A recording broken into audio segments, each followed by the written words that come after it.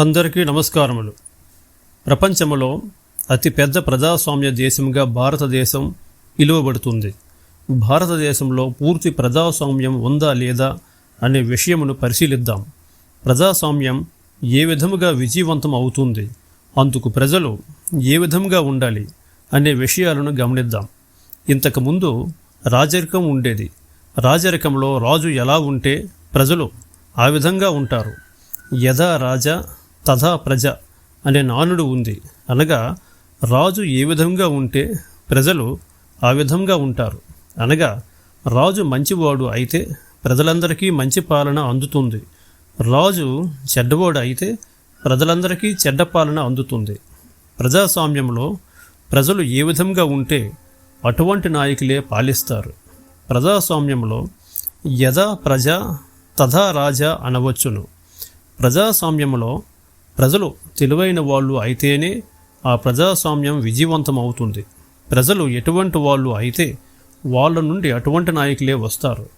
ప్రజాస్వామ్యం అనగా ప్రజల కొరకు, ప్రజల చేత, ప్రజల వలన ఏర్పాటు చేసుకునే ప్రభుత్వ పాలననే ప్రజాస్వామ్యం అంటారు.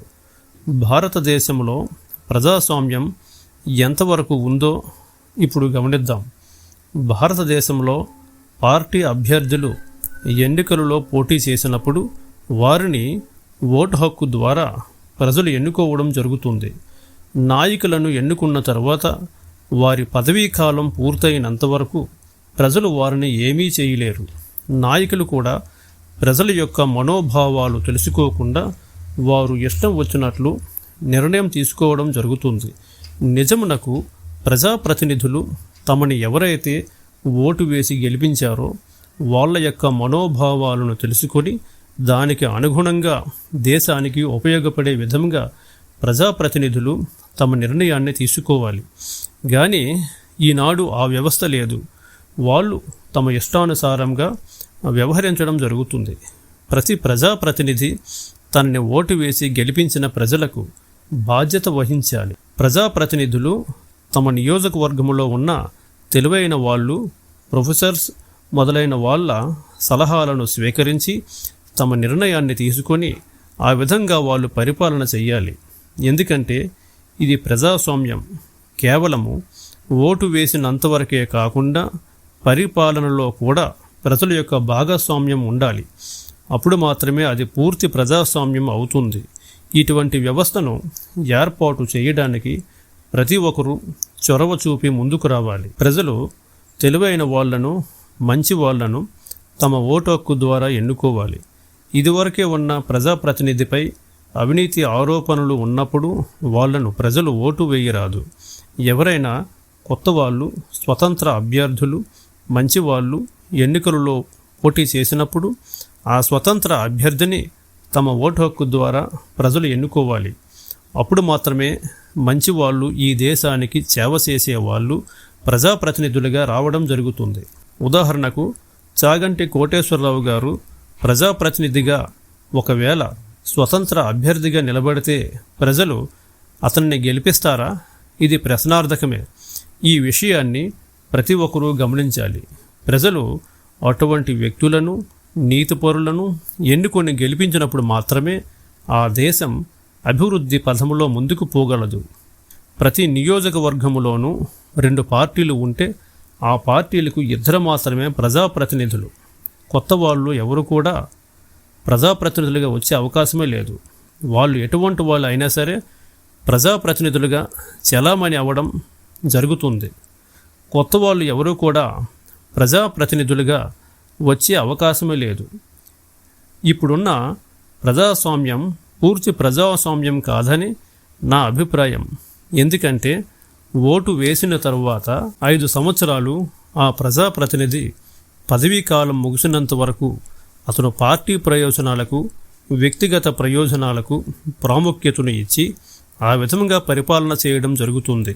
వాళ్లను ఎవరూ ఏమి చేయలేకపోతున్నారు. పదవిలో ఉన్నంత వరకు అధికార దుర్వినియోగానికి కూడా పాల్పడడం జరుగుతుంది. ఈ ప్రజాస్వామ్యాన్ని ప్రజాస్వామ్య రాజరికం అనవచ్చు. ఓటు వేసినప్పుడే కాకుండా ఓటు వేసిన తర్వాత కూడా పరిపాలనలో ప్రజల యొక్క మనోభావాలకు అనుగుణంగా ప్రజా ప్రయోజనాలకు అనుగుణంగా పరిపాలన సాగితేనే అది పూర్తి ప్రజాస్వామ్యం అవుతుంది. ప్రతి ప్రజాప్రతినిధి తన నియోజకవర్గంలో తెలివైన వాళ్లను ఒక బృందంగా ఏర్పాటు చేసి వాళ్లతో చర్చలు జరిపి ఈ దేశానికి ఉపయోగపడే విధంగా నిర్ణయాలు తీసుకోవాలి. అంతేగాని తన సొంత పార్టీ ప్రయోజనాలకు, వ్యక్తిగత ప్రయోజనాలకు అనుగుణంగా నిర్ణయాలు తీసుకోరాదు. ఈ విషయంపై ప్రజలు సామాజిక బాధ్యతను కలిగి ఉండాలి. ప్రతి పౌరుడు సామాజిక బాధ్యతలు కలిగి ఉండి ఇటువంటి లోటుపాట్లను సవరించడానికి ముందుకు రావాలి. ప్రజలలో అవగాహన కల్పించి ప్రభుత్వంపై ఒత్తిడిని పెంచే విధంగా ప్రతి ఒక్కరూ కృషి చేయాలి. నాకెందుకులే అనుకుంటే, ఎవరో వచ్చి బాగు చేస్తారనుకుంటే అది అయ్యే పని కాదు. ప్రతి ఒక్కరూ ఇది నా బాధ్యత అనుకొని ముందుకు వచ్చి ఇటువంటి లోటుపాట్లను సవరించడానికి ప్రయత్నం చేయాలి. సమాజంలో తెలివైన వర్గం వాళ్ళు దీనిని తెలుసుకొని మార్పుకు కృషి చేయాలి. తన వంతు బాధ్యతగా ఏదో విధంగా కృషి చేయాలి. ప్రజా సంక్షేమ పథకాలన్నవి ఎంతవరకు ఉండాలో అంతవరకు మాత్రమే ఉండాలి. మితిమీరి ప్రజా సంక్షేమ పథకాల ద్వారా దేశానికి నష్టం కలుగుతుంది. ఎందుకంటే ఈ దేశానికి వచ్చిన ఆదాయాన్ని అంతా ప్రజలకు పంచిపెడితే కొత్తగా ఫ్యాక్టరీలు కట్టడానికి కానీ, కొత్తగా అభివృద్ధి పనులు చేయడానికి కానీ డబ్బు అనేది ఉండదు. కొత్తగా ఫ్యాక్టరీలు మొదలుగున్నవి ఈ ప్రభుత్వం కట్టనప్పుడు ప్రజలకు కొత్త ఉద్యోగాలు రావు. తద్వారా నిరుద్యోగం పెరుగుతుంది, కొనుగోలు శక్తి పెరగదు. వాళ్ళు కూడా తమ తల్లిదండ్రులలాగా ప్రజా సంక్షేమ పథకాలపై ఆధారపడవలసి వస్తుంది. వాళ్ళు కూడా తమ తల్లిదండ్రుల వలె పేదవాళ్ళగానే జీవించవలసి వస్తుంది. తెలివైన వాళ్ళు, మంచివాళ్ళు రాజకీయాల్లోకి రావాలి. అటువంటి తెలివైన వాళ్లను, మంచి వాళ్లను ప్రజలు ఓటు హక్కు ద్వారా ఎన్నుకోవడం ద్వారా మాత్రమే ఈ దేశం బాగుపడుతుంది. ఎవరైనా స్వతంత్ర అభ్యర్థి, మంచివాళ్ళు, నీతిపరులు, తెలివైన వాళ్ళు నిలబడినప్పుడు వాళ్లకు ఓటు హక్కు ద్వారా గెలిపించి రాజకీయాల్లోకి మంచి వ్యక్తులను తీసుకొచ్చే బాధ్యత, అవకాశం ప్రజలకు మాత్రమే ఈ ప్రజాస్వామ్యంలో ఉంటుంది. ఈ సమాజంలో ఉన్న తెలివైన వాళ్ళు ఈ విషయాన్ని తెలుసుకొని బాధ్యత వహించి తమ చుట్టుపక్కల ఉన్న వ్యక్తులను ఈ విషయంపై అవగాహన కల్పించాలి. కేవలం ఓటు వేసినప్పుడు మాత్రమే కాకుండా ఓటు వేసిన తరువాత కూడా పరిపాలన విషయంలో ప్రజల యొక్క మనోభావాలకు అనుగుణంగా ప్రజల భాగస్వామ్యం ద్వారా పరిపాలన జరిగితేనే అది పూర్తి ప్రజాస్వామ్యం అవుతుంది. ప్రతి ప్రజాప్రతినిధి తన నియోజకవర్గంలో ఉన్న తెలివైన వాళ్ళ యొక్క సలహాలను స్వీకరించి తన నియోజకవర్గ ప్రజల యొక్క నిర్ణయానికి అనుగుణంగా తన యొక్క నిర్ణయాలు ఉండే విధంగా జాగ్రత్త వహించాలి. రాజకీయాలంటే ఈనాడు వ్యాపారాత్మకంగా చూడటం జరుగుతుంది.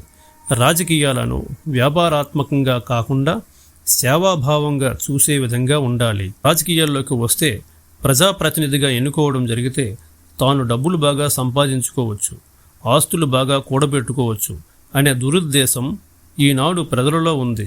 కాబట్టి దీనిని గ్రహించి పూర్తి ప్రజాస్వామ్యబద్ధమైన పాలన వచ్చేందుకు ప్రతి ఒక్కరూ కృషి చేయాలి.